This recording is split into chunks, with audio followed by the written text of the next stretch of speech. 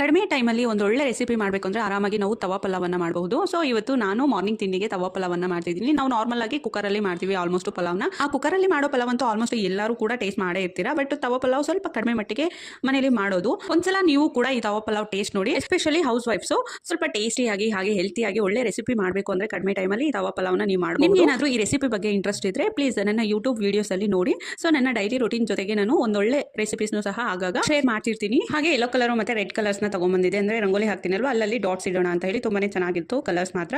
So ಅದನ್ನೆಲ್ಲ fill ಮಾಡಿದೆ. ಅದನ್ನ ಬಾಕ್ಸ್ಗೆ ಹಾಕೋಷ್ಟರಲ್ಲಿ ನಮ್ಮ ಲಕ್ಕಿ ಇವತ್ತು ಹೋಲಿನೇ ಸೆಲೆಬ್ರೇಟ್ ಮಾಡ್ಕೊಂಡಿದ್ದ.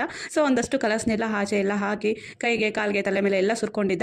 ಹಾಗೆ ಗೇಟ್ ಮುಂದೆ ರಂಗೋಲಿ ಕೂಡ ಹಾಕಿ ಬಂದು ಮನೆ ಕೆಲಸ ಒಂದೊಂದಾಗಿ ಮುಗಿಸ್ಕೊಂಡೆ. ಸೊ ಮನೆ ಕೆಲಸ ಎಲ್ಲ ಮುಗಿದ್ಮೇಲೆ ದೇವ್ರ ಮುಂದೆ ಇವತ್ತು ಮಂಗಳವಾರ ಆಗಿರೋದ್ರಿಂದ ದೀಪ ಹಚ್ಚುತ್ತಿದ್ದೀನಿ. ಸೊ ಇಷ್ಟೆಲ್ಲ ಮುಗಿಸೋಷ್ಟರಲ್ಲಿ ಮಧ್ಯಾಹ್ನ ಹಾಗೆ ಹೋಯ್ತು. ಹಾಗೆ ಮಧ್ಯಾಹ್ನದ ಅಡುಗೆನೂ ಸಹ ಮಾಡಿದೆ. ಇವತ್ತು ಮಧ್ಯಾಹ್ನದ ಊಟಕ್ಕೆ ಅನ್ನ, ಆಲೂಗಡ್ಡೆ ಗೊಜ್ಜು, ಅದ್ರ ಜೊತೆಗೆ ಎಗ್ ಬುರ್ಜಿಯನ್ನು ಮಾಡಿದ್ದೆ. ಸೊ ಇದಿಷ್ಟು ಇವತ್ತಿನ ಮಿನಿ ವ್ಲಾಗ್. ಹಾಗೆ ವಿಡಿಯೋಗೆ ಒಂದು ಲೈಕ್ ಕೊಡಿ. ಮಿಸ್ ಮಾಡದೆ ನನ್ನ ಪೇಜನ್ನು ಫಾಲೋ ಮಾಡಿ. ಎಲ್ಲರಿಗೂ